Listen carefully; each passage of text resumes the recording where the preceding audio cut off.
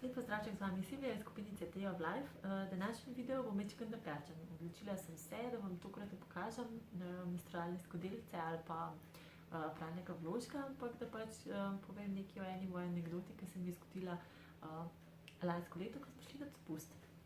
Bila sem namreč ravno 7 mesecev po porodu in prepričana, da če je pa 7 mesecev ne bo, te tete s Hrvavca, da je pa tudi teh 14 dni, ko gremo na dopust, tudi ne bo. No, v bistvu sem se konkretno zmotila in ko smo prišli na morje, ta drug dan sem jo dobila v vsej svoji gloriji, z krči, z povodnjo. Vse pralne vložke in menstrualno skodelico sem popustila doma, ne?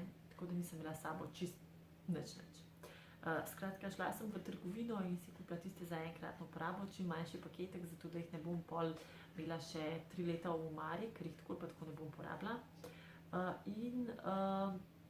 Potem tisti ni dal miru in sem študirala, da pač sigurno na Hrvaškem, kjer dopustujemo, imajo Billerja ali pa DM ali pa kakšen velik trgovski center, bi pa skoraj mogel imeti menstrualno skodelico.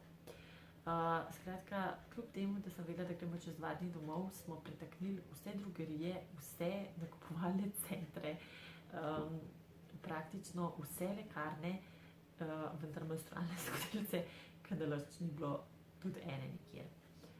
Skratka, potem, ko sem prišla domov, sem komaj čakala, da sem vzela moje pralne vložke in mojo menstrualno skodelico in takrat sem se tudi odločila, da si kupam še Lalikap in sem si šla še Lalikap kupiti ravno zaradi tega, ker sem rekla, no, evo, da me ne bo pol kdaj spet presenetili in sem rekla, da pač eno novo menstrualno skodelico si pač za to privoščim.